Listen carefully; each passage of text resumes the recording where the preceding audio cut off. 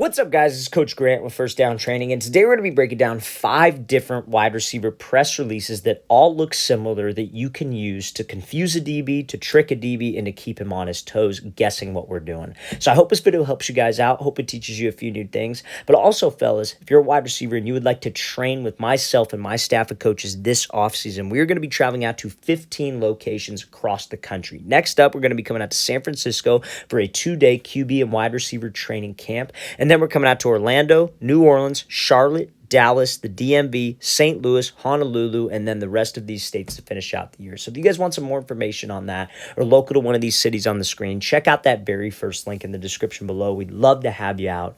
Let's get started with this video. So now, first things first here, we're going to be talking about a split release. So you hear me talk about it all the time on this channel. Hey, you got to have a plan. You want to come up to line, you want to have 5 to 6 different releases every single game that all look like each other. You want to pair releases together to keep a DB guessing. Today, we're going to discuss how we can do that. So this first release is called a split release. So a split release is exactly how it sounds. A split is essentially where you're just splitting your feet. So let's look at Justin Jefferson do this. He does this all the time when you pay attention.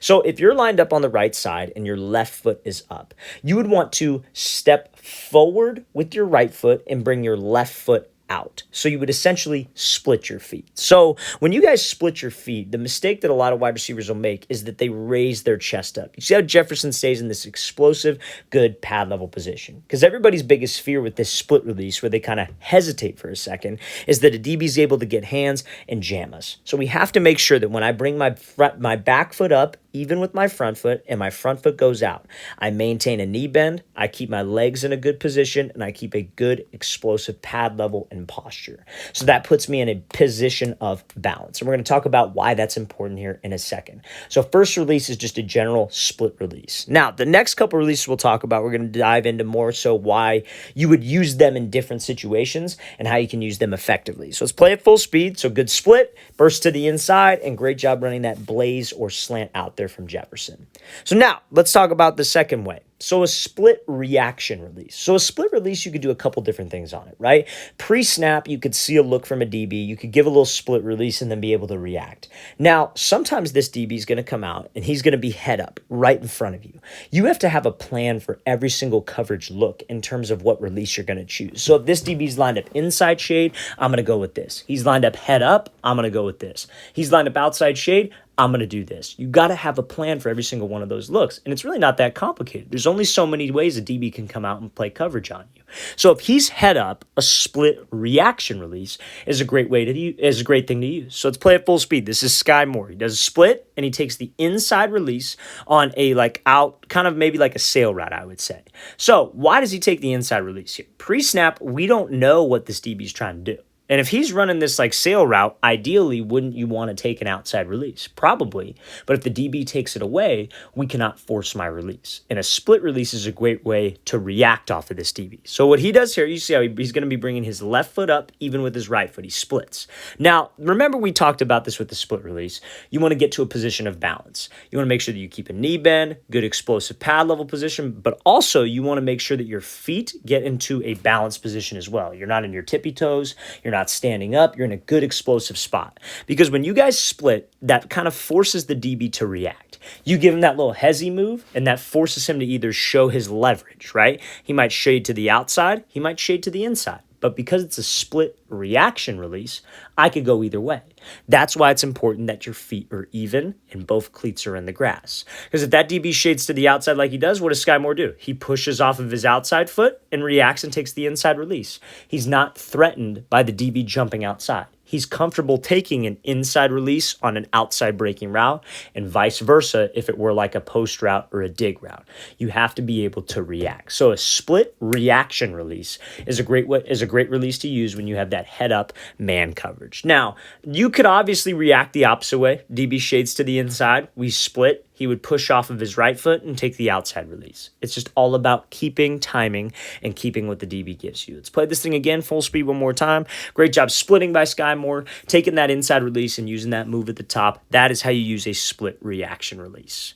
Okay, so now the next form of a split release that is honestly very, very effective, and you use it when the DB shows his leverage pre-snap is a split jab release. So you would do the exact same split release, but you would throw a jab with your left or your right foot, depending on the leverage of the DB. So pre-snap, we see that this DB is lined up inside shade a little bit. What this wide receiver is going to do is he's going to take a split release with his feet and then give a jab with a head and shoulder fake to the inside. So let's play at full speed. So he does this split, jab inside. And it's a great way to attack a DB's leverage, but also kind of get him to stop his feet. So pre-snap, we come up to the line. Obviously, and again, all of these pre-snap looks, like you could make it even simpler, fellas, by watching film of the team that you're going to play that week. Like, let's say you're getting ready for a team. Let's say it's the playoffs right now. You're in high school. It's the playoffs, week 1. You're going up against a team maybe you're not familiar with. You got 5 or 6 games of film. You should be studying the DB that you're going to be matched up against every snap. How often does he come down in man coverage? When he's in man coverage, how does he like to play it? And if he's inside shade, like all the time, this might be a release that you could add to your tool bag. This might be a release where I'm like, okay, I've done this release before. I like this release. I'm comfortable with it. Let's use it against this look. So inside shade, he does this split, watch his feet. He gives a little split release here, brings his feet to balance, and then he throws a jab to the inside. It's almost like, it's kind of tricky because like you want to come to balance for a sec. You don't necessarily want to take like a step with the inside foot. You for surely can. But when you come to balance, it's like, okay, I came to balance and now I'm throwing a little head and shoulder fake to the inside. It's not so much like you split and then take a step. You absolutely can.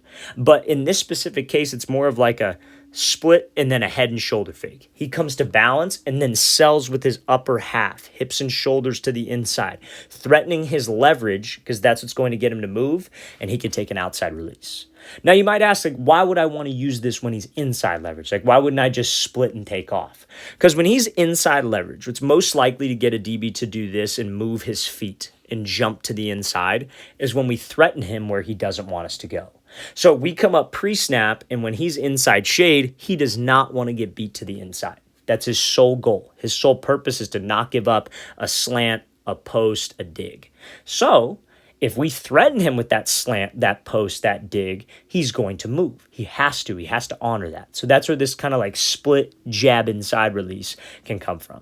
Now, let's say, for example, you had to run a post route and the DB lined up outside shade. So if he was outside shade, what would you do? You would split and then maybe give a head and shoulder fake to the outside rather than what he does here to the inside on that jab leg. So fellas, you could use a split release just generally based on a pre-snap look and go.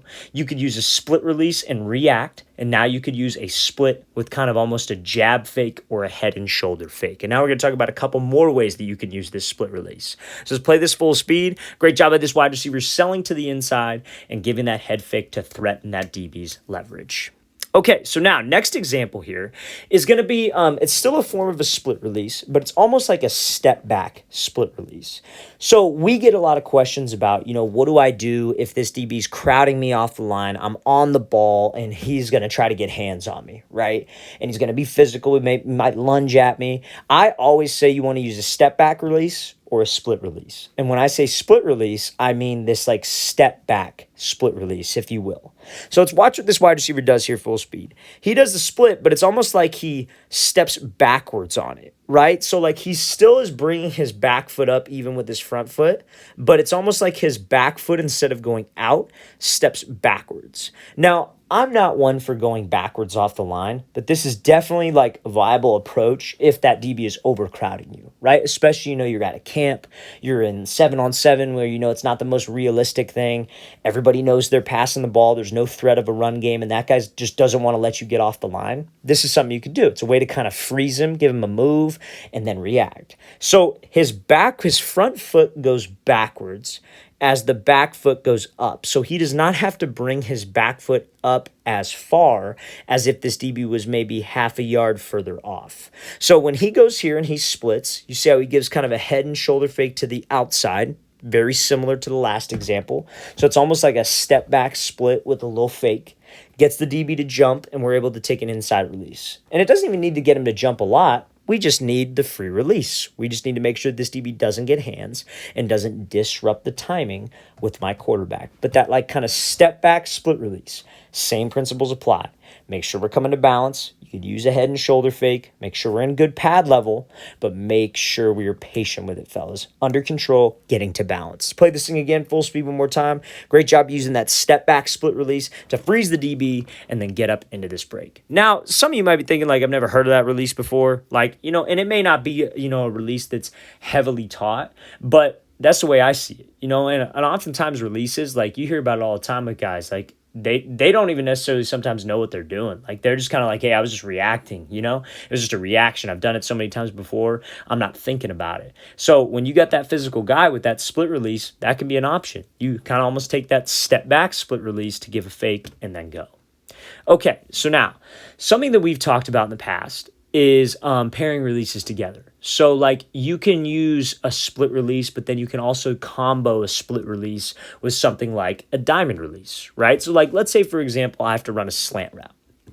And now, pre-snap, I got a DB who's shaded a little bit to the inside. And, maybe I've worked a split release before. Maybe the DB has seen that split release from me on film before, and I got to run a slant.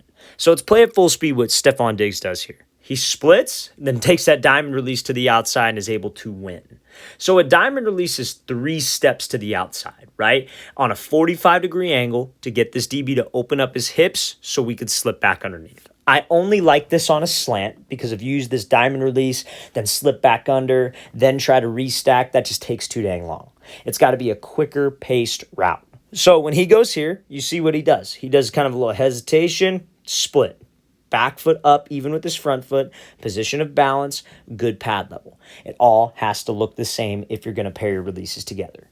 So now what does he do? He bursts up to the outside. That's his first step right there. It's kind of a smaller step. Second, third. 3 hard steps to the outside. He's running fast. His hips and shoulders are committed. He's running in full stride. That's what will get the DB to open up the gate, and that's how we can win. But it looks the same, fellas. He paired the releases together. It wasn't like he did something completely different. He paired the split, or this is what you guys should do at least, pairing the split with the diamond release, which is what you would normally use. Fellas, you can't have, like, let's say, for example, you're an outside wide receiver, and your routes that they have you run hitches, you run slants, you run posts, you run comebacks, and, like, some fades. You can't have a different release for all 5 of those. Now, you can have a different release, I should say, but it has to look similar because that keeps the DB guessing. He can't predict your route based on your release. If the only time, like, let's say you're running a slant and the only time you run a slant, you do a slide release and then do a fake and then go, that DB's going to know. He's going to, as soon as he sees you slide, he's just going to sit to the inside because he knows there's no threat of you doing that. But when you do this split release, if there's a threat of you maybe going inside, there's a threat of you going outside, there's a threat of you throwing a jab, then he has to honor that. He has to honor his technique. And when you split and you accelerate to the outside, he's thinking fade, and that's how we can win. But we pair those releases together. Let's play this thing again, full speed one more time. Great job by Diggs being patient, selling that fade, and then winning on that slant route. All right, fellas, really want to thank you for watching. If you guys would like to get some work in with us again, check out that very first link in the description below. We'd love to have you out to one of our off-season camps this year. If you have any questions, leave those in the comment section below. I'll see you guys next time.